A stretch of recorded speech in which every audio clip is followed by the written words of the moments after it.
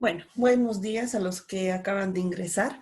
Por favor, les pido, aguardemos unos cuantos minutitos más. Se están empezando a conectar recién sus compañeros. Algunos recién me están preguntando por su usuario. Por favor, les pido tolerancia de unos cuantos minutos y arrancamos con el avance de la clase.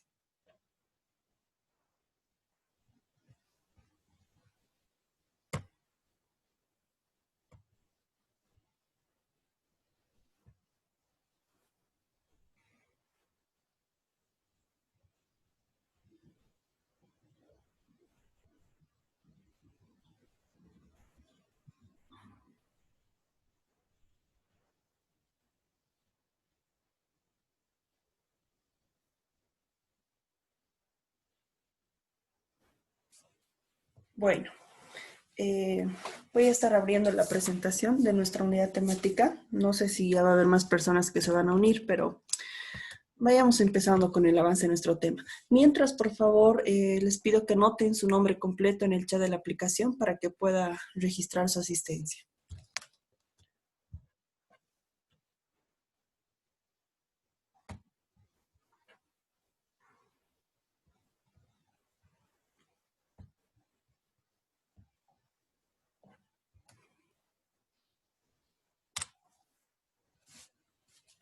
Bueno, chicos, empecemos con nuestro avance. Eh, Vamos a hacer un muy breve repunteo de lo que hemos visto la anterior clase, en la que hemos arrancado con el avance de nuestra primera unidad, viendo aspectos generales de la argumentación jurídica. Bueno, esta primera unidad temática es el derecho a la argumentación, y según les estoy explicando, para que puedan entender cuál es la dimensión de la argumentación dentro de nuestra formación como juristas, pues me estoy adelantando un poquito con lo que es el contenido de una unidad temática que la vamos a ver un poco más adelante y con mayor profundidad, obviamente, pero para que ustedes puedan entender por qué se debe argumentar. Antes de ingresar a conceptos propios sobre el derecho, argumentación, qué es la argumentación jurídica, no, lo que me interesa primero para que ustedes puedan comprender, para que puedan entender, es la dimensión de la argumentación en la ciencia del derecho. Y lo hemos hecho pues partiendo, toda vez que el propósito es que primero ustedes entiendan cuál es el contexto de la argumentación jurídica. Eh, Precisamente pues a partir de dos determinados momentos, cuál ha sido el impacto en las ciencias jurídicas, y esos dos momentos me refiero a lo que ha sido la argumentación dentro de un estado legislado y lo que es la argumentación dentro de un estado constitucional, y más aún si hablamos como un estado boliviano, dentro del estado boliviano, que es un estado constitucional y además plurinacional, para luego ver cuál es la importancia de la argumentación en la administración de justicia. Hemos visto los elementos más relevantes de lo que ha sido la argumentación jurídica en el Estado legislado, en el que la norma suprema y fundamental siempre ha sido la ley.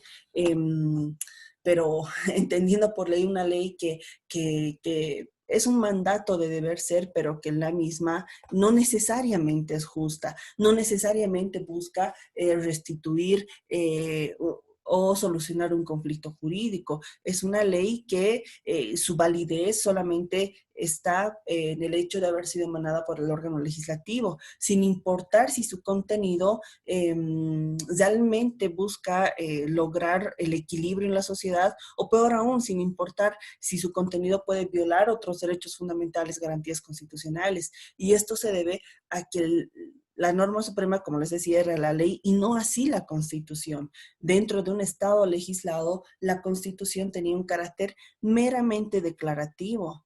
Existía la Constitución, pero no era una norma, ni mucho menos la norma suprema. Por lo tanto, la ley podría, al tener su razón de ser, su validez únicamente por el hecho de haber sido expedido por el legislativo, eh, podría ser contraria a una constitución, porque la constitución no era la norma suprema, es más, ni siquiera era una norma, solamente era una declaración. De ahí que hemos visto, pues, que es parte de una característica esencial de este Estado legislado, el denominado positivismo jurídico, el acatar la letra muerta la ley, la norma.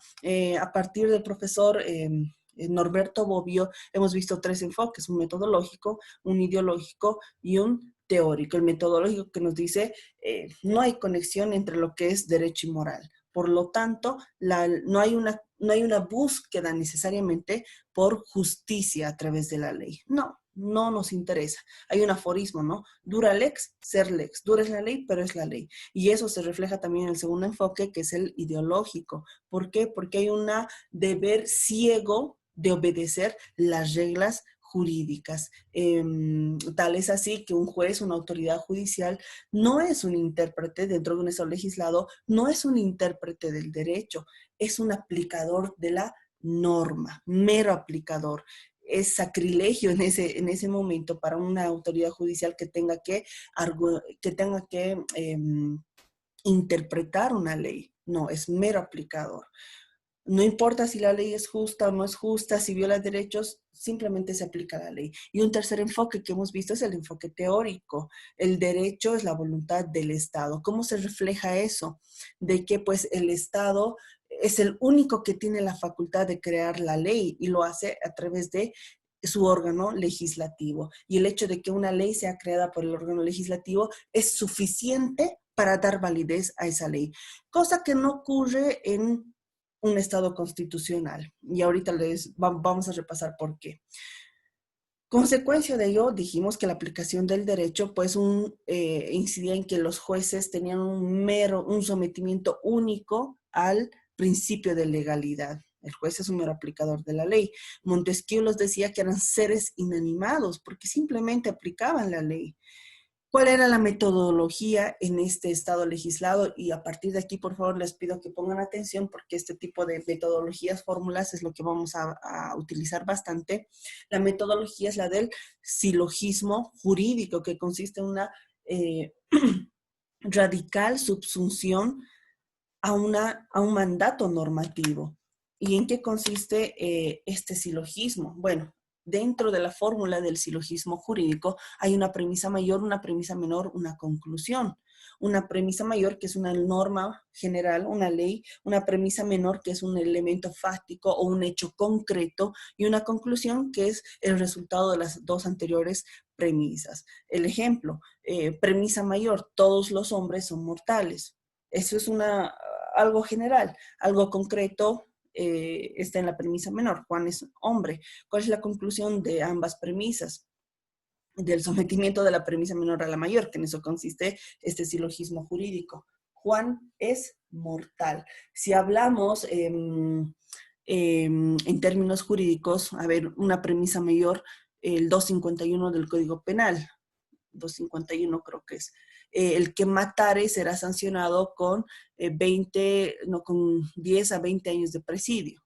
Premisa menor: Pedro ha matado. La conclusión: Pedro será sancionado con una pena privativa de libertad de 20 años de presidio. ¿No? Entonces, ese es un silogismo jurídico que les decía, aparentemente está bien. Y sí, bueno, es la razón de ser de las reglas, de las normas para regular. La mayoría son normas, más aún si hablamos en el ámbito penal, normas que nos dicen que si haces esto, hay esta consecuencia. Y esa es la razón de ser de las normas jurídicas, de regular la vida regular, sí, la vida de la sociedad. Pero no es tan sencilla esta tarea, porque finalmente si en eso consistiera el derecho, no habría razón de que nosotros tengamos que estudiar esta materia. Finalmente, pues metemos a unas máquinas leyes y que ellas sean las que digan. No es así. Por eso, como Montesquieu decía, el juez es un ser inanimado, no hace nada más que someterse a la ley. Y no es así. Les he ido explicando, y en ese enfoque está y a partir de lo que es un Estado constitucional y también la dimensión de los problemas jurídicos que pueden haber, que no todos los casos son fáciles, no hay situaciones iguales. La ley no es la única fuente de derecho hoy en día, por eso es que hay un pluralismo jurídico, hay un pluralismo de fuentes del derecho. Y incluso eso ya ustedes lo han visto desde el primer año de derecho. La ley no es la única fuente de derecho, hay varias fuentes de derecho: la ley, la doctrina, la costumbre, la jurisprudencia, ahora los estándares mínimos. Hay muchos hay una pluralidad de fuentes de derecho, más aún si hablamos en el Estado boliviano, que es un sistema plural también de administración de justicia, en el que la jurisdicción ordinaria no es la única forma de administrar justicia, refiriéndome por jurisdicción ordinaria, aquella que es pues la que es administrada por jueces ordinarios.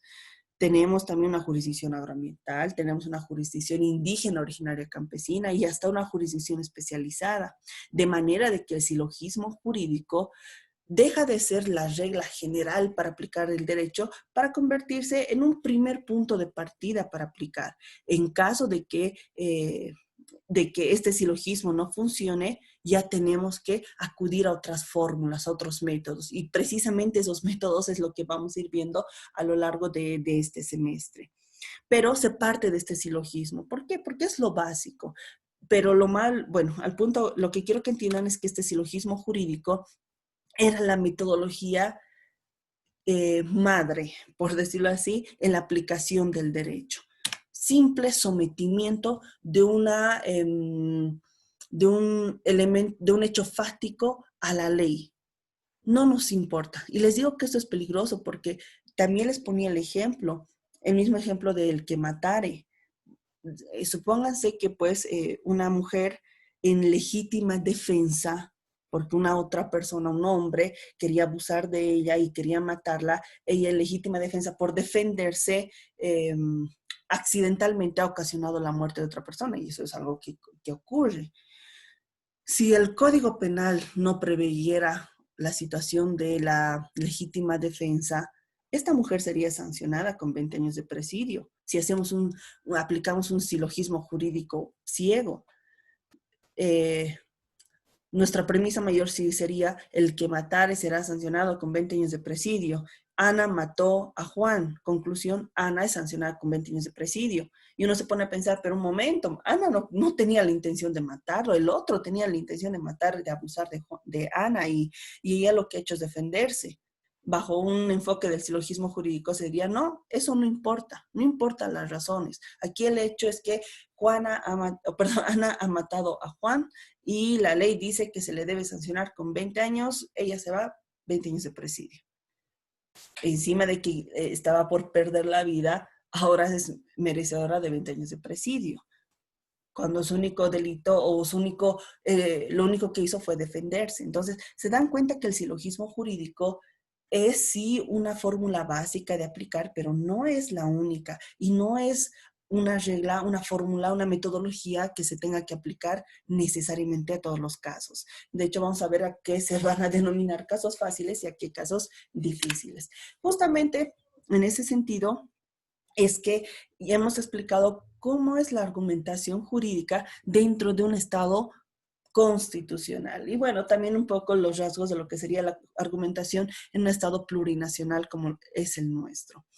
Hay un principio de constitucionalidad, ya no el de legalidad, de manera que la norma suprema, y eso entiéndolo, es así hoy en día, y créanme que hay muchos jueces que no entienden esto, la norma suprema es la Constitución, no la ley. Del ordenamiento jurídico encabeza la Constitución y es más, de conformidad al artículo 410 de nuestra Constitución, es la norma suprema tanto la Constitución como las normas del bloque de constitucionalidad. ¿Y qué normas pertenecen al bloque de constitucionalidad? Los tratados y convenios internacionales en materia de derechos humanos. De manera que si hay una ley que es contraria no solamente a la Constitución, sino a un tratado y convenio internacional en materia de derechos humanos o de derecho comunitario, no se aplica la ley, sino se aplica la Constitución o ese tratado y convenio internacional. ¿Por qué? Porque hay un principio de constitucionalidad. Incluso se habla de un principio de convencionalidad, en sentido de lo que les acabo de decir, de que los tratados y convenios en materia de derechos humanos incluso tienen aplicación preferente antes que la Constitución. Por otra parte, la Constitución ya es norma, es esencialmente norma. No es una mera declaración como en un Estado legislado, es una norma, es más, es la norma suprema. Es una constitución garantizada, toda vez de que pues la misma garantiza bueno, al proclamar valores supremos, principios fundamentales, derechos fundamentales, garantías constitucionales, tiende a proteger, es decir, no es una ley que se va a aplicar de forma inanimada. Bueno, si es dura, ni modo, se aplica, no, sino es su afán lograr una solución a los conflictos. De ahí, eso también tiene relación con la otra característica, una preferencia por los derechos humanos. De hecho, es un criterio de interpretación cuando haya situaciones bastante complejas, el de preferencia por los derechos humanos. Y eso se ve reflejado en la pluralidad de valores, principios, derechos y garantías que están consagrados en la Constitución. Nuestra actual Constitución es bastante amplia en cuanto a estas dimensiones de carácter axiológico y dogmático, es decir, en cuanto a proclamar valores supremos, principios fundamentales, derechos fundamentales, garantías constitucionales, que vamos a ir repasándolo también brevemente. Me imagino que ustedes ya han visto eso en materia de derecho constitucional, derecho procesal constitucional, pero igual los vamos a ir repasando. Y lo más importante, hay un rol preponderante de la autoridad judicial. Ellos ya interpretan la norma y tienen que hacerlo desde y conforme con la Constitución y las normas del bloque de constitucionalidad, de manera de que no son meros aplicadores de la ley. Hasta ahí hemos hablado. Sé que, bueno, me he tomado unos minutos para repasar, pero me interesa muchísimo que entiendan aquello. Es lo básico para que se entienda el por qué interpretar. Ahora, una de las características también es que hay una pluralidad de fuentes normativas, a contrario de lo que puede ser únicamente la ley. Hace rato les decía, no es una única fuente de derecho la ley, y eso nos han enseñado pues desde introducción al derecho, fuentes del derecho, se nos ha ido enseñando. E incluso desde un enfoque positivista, la ley no es la única fuente del derecho. Tenemos la ley, la jurisprudencia, la doctrina, la costumbre, los principios generales del derecho. Aún desde un enfoque meramente positivista, la ley no es la única fuente. Pero más aún, si hablamos dentro de un Estado constitucional, hay aún una mayor pluralidad de fuentes normativas. No solamente la ley escrita, la ley que está dentro del ordenamiento jurídico. ¿Qué fuentes de normativas podemos encontrar solamente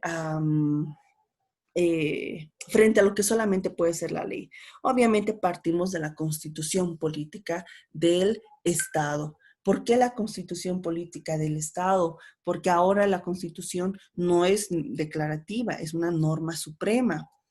Y es que no solamente desde un sentido normativo la Constitución, hay que entender que una Constitución contiene valores supremos, principios fundamentales, derechos fundamentales, garantías constitucionales, deberes de las personas, y eso también es fuente del derecho, de manera de que una autoridad judicial que quiera resolver una situación jurídica no solamente tiene que revisar su código penal, sino que tiene que ver todos estos valores supremos, principios, garantías, derechos que están en la Constitución.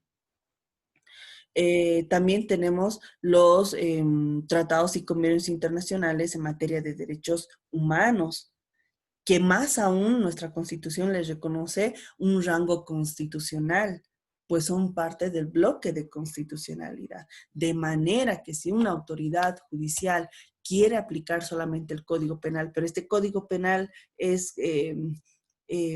o un criterio que quiera adoptar a partir de solo el Código Penal o el Código de Procedimiento Penal tiende a menoscabar a alguna situación jurídica, pues tiene que acudir a los tratados y convenios internacionales. También tenemos el derecho comunitario, también se convierte en fuente de derecho la jurisprudencia de la Corte Interamericana de Derechos Humanos, y eso no lo dice nuestra Constitución, lo ha dicho nuestro Tribunal Constitucional. De manera que, pues, a través de la sentencia constitucional 110/2010-R de 10 de mayo, la jurisprudencia que vaya a emitir la Corte Interamericana de Derechos Humanos también es fuente del derecho, de manera de que si hay algún razonamiento, alguna interpretación que hayan hecho, también se convierte en fuente del derecho aquello.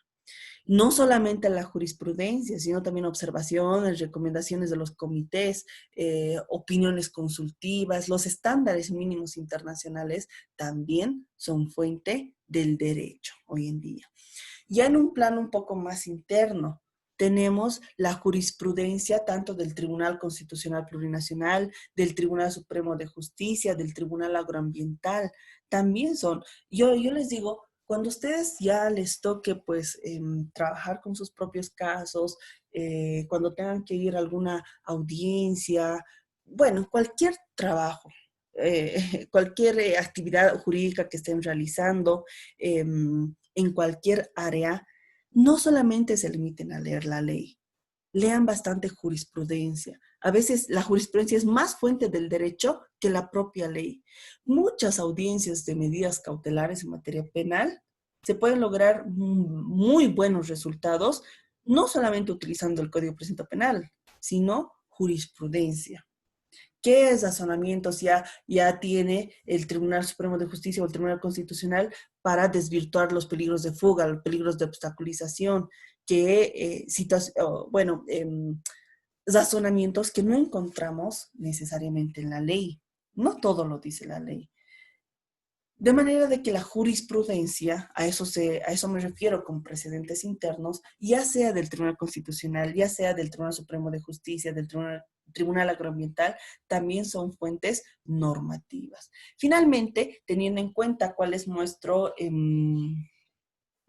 contexto, eh, no, perdón, el ordenamiento jurídico en nuestra actual constitución, hay otros tipos bueno, hay que entender qué clases de leyes tenemos. Hay leyes no solamente nacionales, es decir, del nivel central del Estado, reconociendo que nuestro Estado es un Estado, si bien unitario, pero también descentralizado, con autonomías, un Estado plurinacional, elementos cualificadores que están en el artículo 1 de nuestra Constitución. Tenemos leyes tanto nacionales como también departamentales, municipales y también leyes, bueno, no leyes porque no están en una norma positiva, son más del derecho consuetudinario, son más pertenecientes al ámbito del derecho consuetudinario, pero también se reconoce el derecho indígena. Todo lo que ven ahorita en pantalla es fuente del derecho. Se darán cuenta que solamente la ley no lo es. Más aún teniendo en cuenta que somos un Estado constitucional y se reconoce el pluralismo jurídico en nuestro Estado. El principio de legalidad no es suficiente hoy en día en un Estado constitucional, y les acabo de decir, no basta la ley para resolver los casos, ya que hablamos de una pluralidad de fuentes normativas, como lo hemos visto acá. En un Estado legislado teníamos únicamente a la ley, con ese silogismo jurídico que pretendía resolver todo. Teníamos una premisa mayor, una premisa menor, una conclusión. Se tenía una certeza de aplicar la ley, pero ahora no tenemos una certeza única de aplicar solo la ley, porque hay toda esta pluralidad de fuentes normativas. Hay un bloque de constitucionalidad conformado por la Constitución, tratados y convenios internacionales en materia de derechos humanos, derecho comunitario, jurisprudencia del del Sistema Interamericano de Derechos Humanos, los diferentes pronunciamientos de los órganos del Sistema Interamericano de Derechos Humanos. Ya no está la ley solita, sino que sobre esta ley está sobre esta ley el bloque de constitucionalidad. Y esto va a suponer que la ley esté permanentemente cuestionada a partir del bloque de constitucionalidad. Porque la obligación de las autoridades judiciales no es aplicar ciegamente la ley, sino que tiene que existir un permanente análisis de esta ley. Y aquí se habla mucho de la labor crítica y valorativa de la autoridad judicial. De manera que el pensamiento de un juez debe ser: yo aplico esta ley siempre y cuando sea compatible con el bloque de constitucionalidad. Por lo tanto, la autoridad judicial que va a aplicar la ley tiene que recurrir de manera permanente a instrumentos internacionales sobre derechos humanos, a la jurisprudencia de la Corte Interamericana, a las recomendaciones del sistema tanto regional como universal de protección de derechos humanos. Entonces, la labor de la autoridad judicial ya no es tan sencilla. Pero no solo eso, como les decía, hablamos también de precedentes internos, como la jurisprudencia, que también es derecho, es fuente de derecho, del Tribunal Constitucional, del Tribunal Supremo de Justicia, del Tribunal Agroambiental, van a sentar precedentes que van a modificar el sentido normativo de una ley. ¿Se dan cuenta? Ya no es tan fácil el trabajo de una autoridad judicial. Claro que si esto lo queremos ver en nuestro actual contexto, no lo vemos, lamentablemente, y no debería ser así. Yo me acuerdo que en un trabajo de campo que estábamos realizando, se estaban haciendo unas encuestas para autoridades judiciales, y eso que solo en materia penal, donde más se debería ver incluso, preguntando a jueces si aplicaban normas de la Convención Americana de Derechos Humanos. Solo uno dijo que sí, uno de 2 entrevistados. Si es que leían jurisprudencia del Sistema Interamericano de Protección de Derechos Humanos. Ninguno. Es más, no tenían la costumbre ni siquiera de leer jurisprudencia del Tribunal Constitucional. Entonces, hay que cambiar ese chip. Es que ya no estamos en un estado legislado. Por eso es que, bueno, una de las tantas situaciones por la que la justicia está bastante deplorable, bastante mal, un estado bastante crónico en nuestro país, entre muchos otros factores, es que las autoridades judiciales, pues, no asumen su rol como deberían. Y me refiero a esto en sentido de que tienen que conocer toda esta pluralidad de fuentes normativas. Si una autoridad judicial no aplicara de forma ciega la ley y diera de repente mandatos establecidos en normas internacionales, se podría tener un mayor resultado. O si no quiere acudir incluso ya a normas internacionales, interpretando la misma Constitución, los valores, los derechos, las garantías, de pronto podríamos tener una solución más favorable a una determinada situación jurídica, ¿no?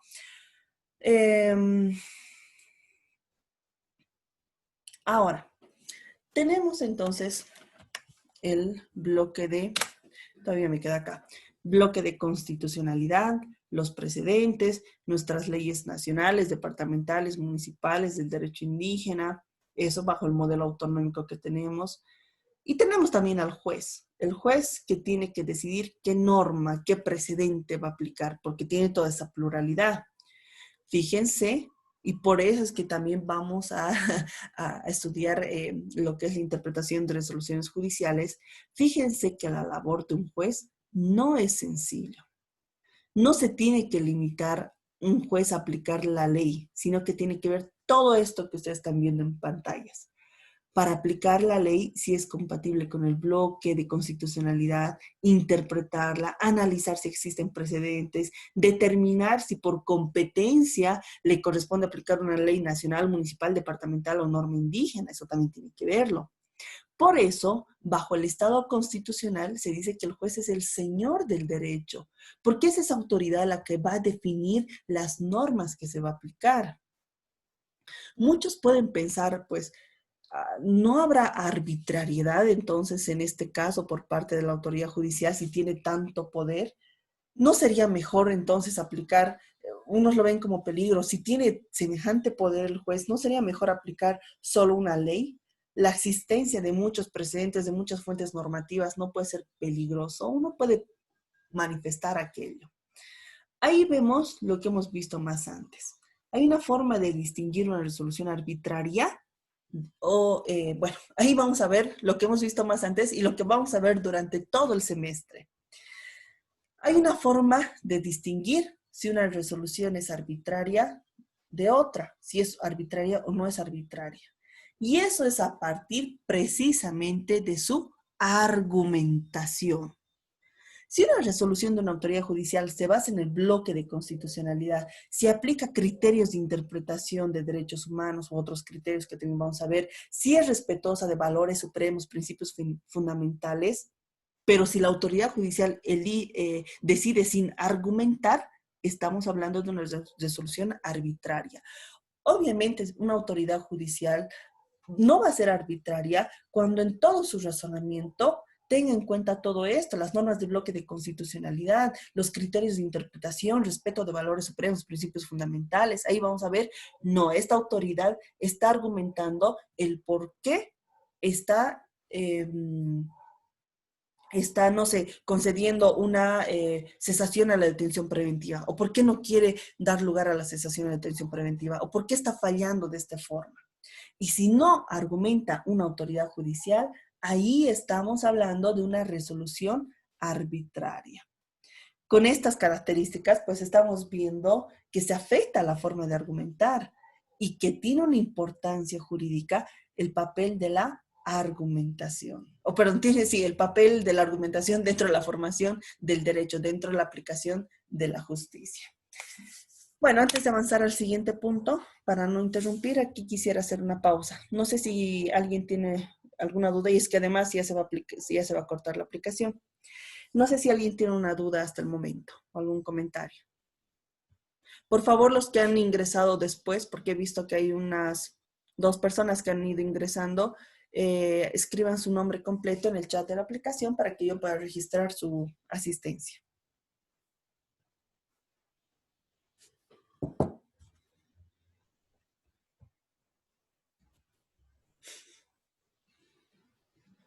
Bien, chicos, si de momento no hay nada, aquí por favor voy a hacer una pausa y les envío en breve el enlace.